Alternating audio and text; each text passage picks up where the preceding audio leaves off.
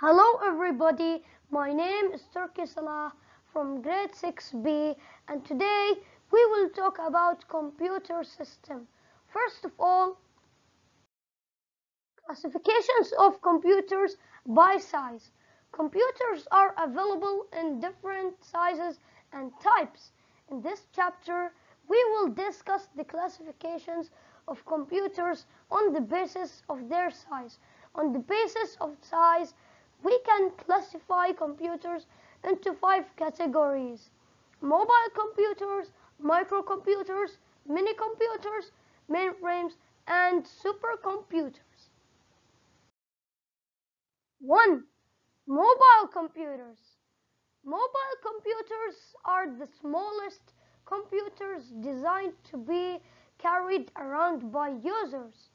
Laptops, ultrabooks, netbooks, tablets, smartphones, e-books, readers, personal data assistants, PDAs, portable media players, PMPs, and laptop-tablet hybrid are all mobile computers. Microcomputers. A microcomputer is a small computer that is used by one person at a time. The desktop computers that you see in most offices, schools, colleges, homes are microcomputers. Desktop computers are also called personal computers or PC. Minicomputers. Minicomputers are larger than microcomputers, typically the same size as a refrigerator. Minicomputers first appeared in 1960s. In the 1980s, they got replaced by microcomputers, which had become smaller and powerful with the time. Microvax 300 is an example of minicomputers. Mainframes. Mainframes are big, powerful, expensive, multi-user computers.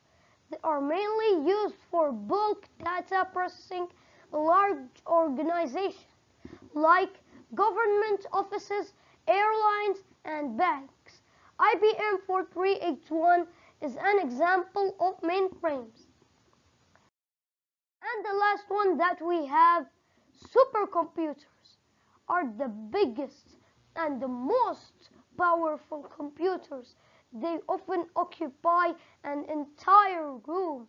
They can process trillions of instructions per second.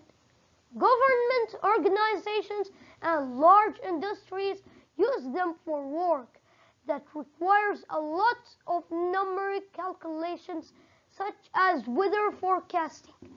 Fujitsu's K computer is an example of supercomputers. And now we finish. See you next time. Goodbye.